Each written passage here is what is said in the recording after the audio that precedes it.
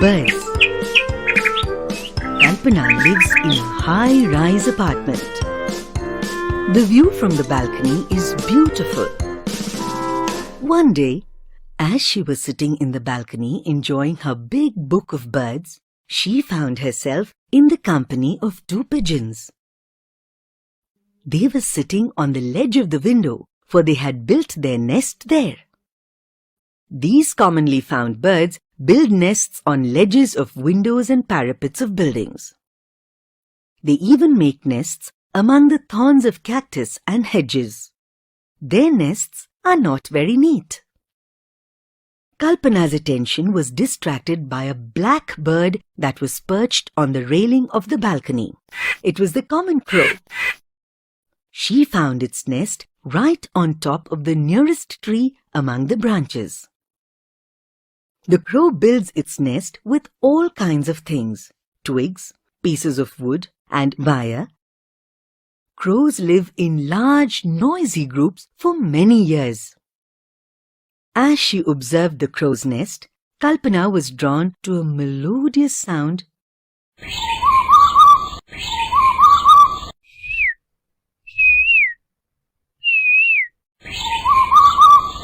"Ah, I know this familiar bird call. It's the cuckoo," she said aloud. She remembered reading about the cuckoo in her book of birds. The quail or the cuckoo does not make its own nest. It lays its eggs in a crow's nest. The crow hatches the eggs and takes care of the quail's chicks along with its own. How interesting! Each bird builds its nest in different surroundings. Maybe I can find nests of different birds if I look closely through a pair of binoculars, thought Kalpana. What's that movement in the bush below? Is that a sparrow? Yes, it has its nest in the bush. Sparrows build nests in low bushes and cozy corners of houses, on top of cupboards, behind pipes, and on fans. They use twigs, hay, wool, and even paper to build their nests. The mother sparrow lays eggs and helps them hatch.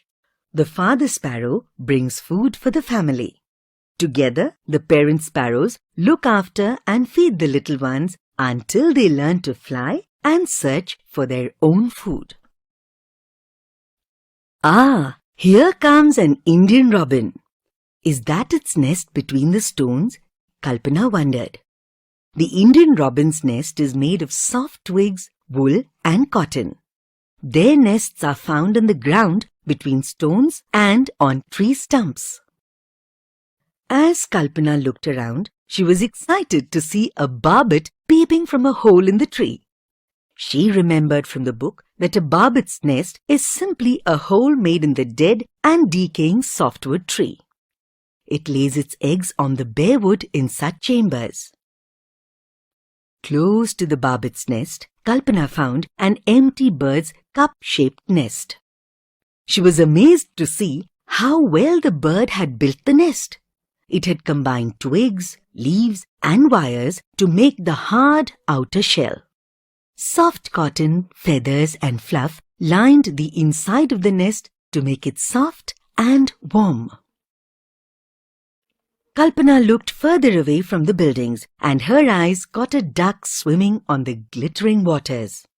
How can I forget the duck? Where does it build its nest? She wondered.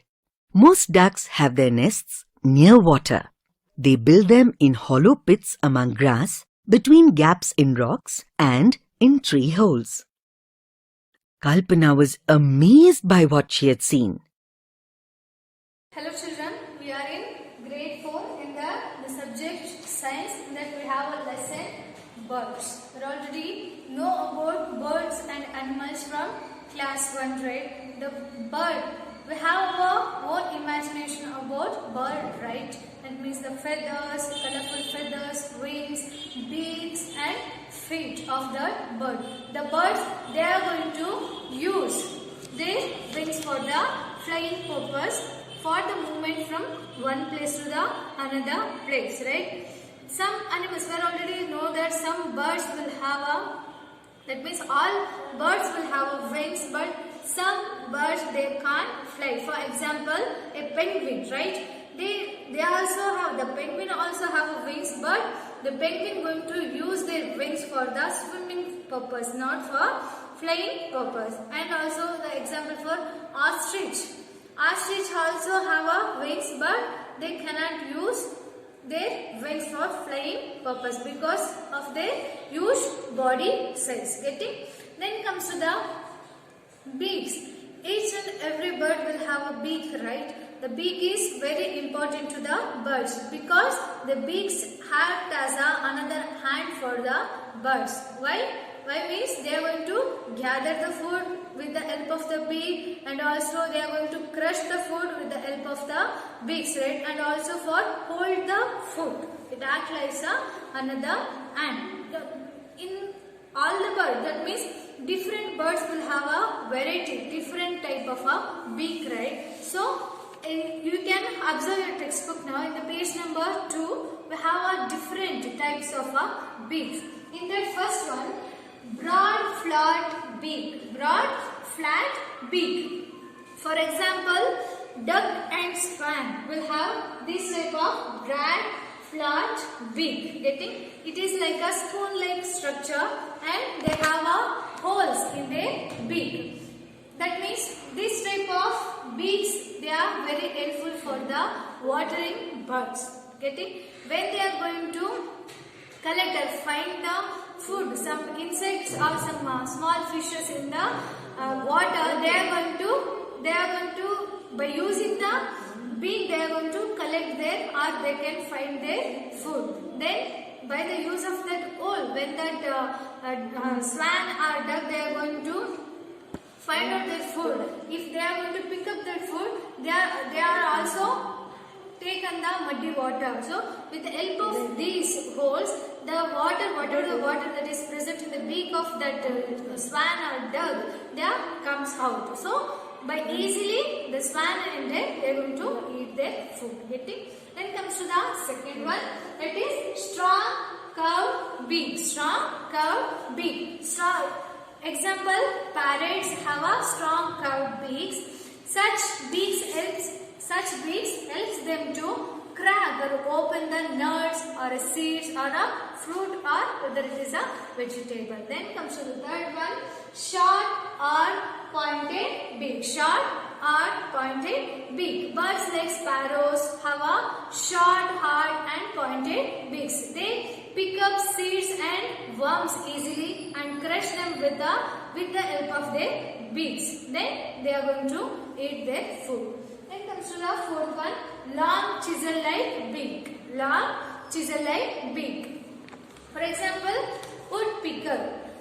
Woodpecker is the example of this long chisel-like beaks. They are going to use this type of beaks to tap a bark of a tree. They are going to make a hole in the trunk of the tree. So thereby they are going to find their food in the bark of the tree. That means hole of the tree. Once they are going to make a hole, they are going to get some insects from that bark of the tree. Then they are going to eat. Getting? Then fifth one, long broad pointed beak. Long broad pointed beak. For example, kingfishers have long, broad and pointed beaks. The beaks is used to pick up the fish. Then comes to the sixth one, sharp hooked strong beak. Sharp hooked strong beak. For example, eagles. They have a sharp hooked strong beaks to easily tear the flesh of their prey. Getting? For that purpose, they are going to use this type of beak. Then comes to the last one, that is thin, long, pointed beak. For example, hummingbird. Hummingbird is a very small bird. The size of these animals, they are only 2 grams in size, and they are measured only the 7 centimeter. You can measure them with your scale, right? They are going to use, that means they have this type of thin, long, pointed beak, and they are going to use this type of beaks to suck the nectar from the flowers. Getting? Then comes to the another type, that is feet. So After the beak, we have a types of feet. The birds, they are going to use their feet for holding of a tree bark and also for holding the foods properly. So we have a types of feet in the page number 4. You can observe your textbook now. In the first one, three toes in front and one toes at the back. For example, sparrow. Sparrow clamps its toes around a branch so that it does not fall from the bark of the tree, right? So second one, long and thin feet. Some birds, they are stay in water. For example, heron and crane. They have a long and thin feet that helps them to walk easily in the water and also helpful to catch the fishes or water animals. Then comes to the third one, two toes in front and two toes at the back.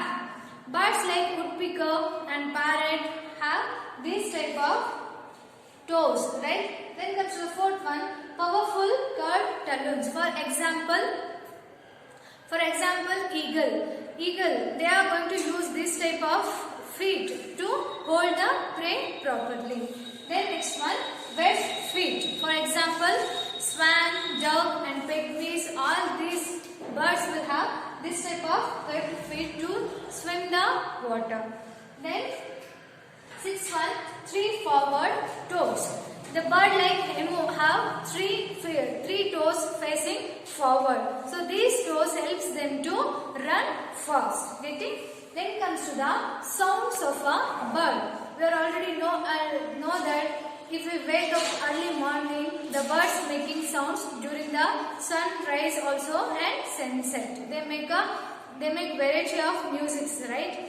In that we have a different type of music. Based on that music, birds will make a communication with the another bird. The sharp louds are the sharp and loud sounds are made by the birds.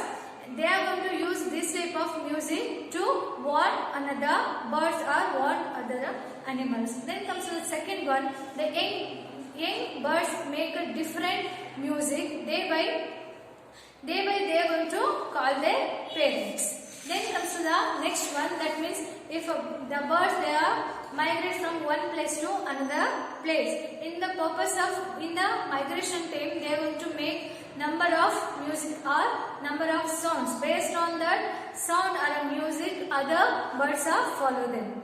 Then comes to the last one.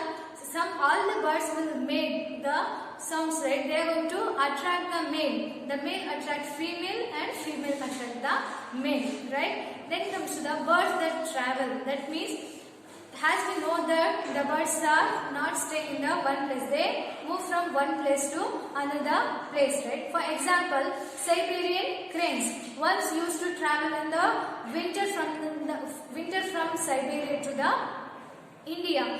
But nowadays we can't see that Siberian cranes because of the water pollution and also because of the illegal activities. That means illegal hunting of that Siberian crane. And we already know about the birds are lost. That means the natural selection or the environment itself, they are going to lose the birds because of the hunting and because of the radiation of a tree bark and also for holding the foods properly. So we have a types of feet in the page number 4. You can observe your textbook now. In the first one, three toes in front and one toes at the back. For example, sparrow. Sparrow clamps its toes around a branch so that it does not fall from the bark of the tree, right? So second one, long and thin feet. Some birds, they are stay in water. For example, heron and crane. They have a long and thin feet that helps them to walk easily in the water and also helpful to catch the fishes or water animals. Then comes to the third one, two toes in front and two toes at the back. Birds like woodpecker and parrot have this type of toes, right? Then comes to the fourth one, powerful curved talons. For example, eagle, they are going to use this type of feet to hold the prey properly. Then next one, webbed feet. For example, swan, dove and pygmies, all these birds will have this type of webbed feet to swim the water.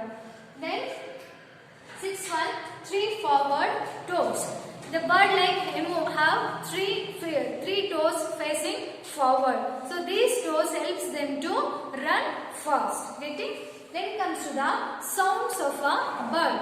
We already know that if we wake up early morning, the birds making sounds during the sunrise also and sunset. They make variety of musics, right? In that we have a different type of music. Based on that music, birds will make a communication with the another bird. The sharp louds are the sharp and loud sounds are made by the birds.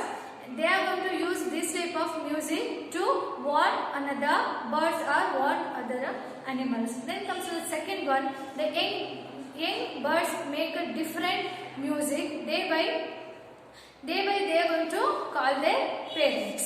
Then comes to the next one. That means if the birds they are migrate from one place to another place. In the migration time, they are going to make number of music or number of sounds. Based on that sound or music, other birds are follow them.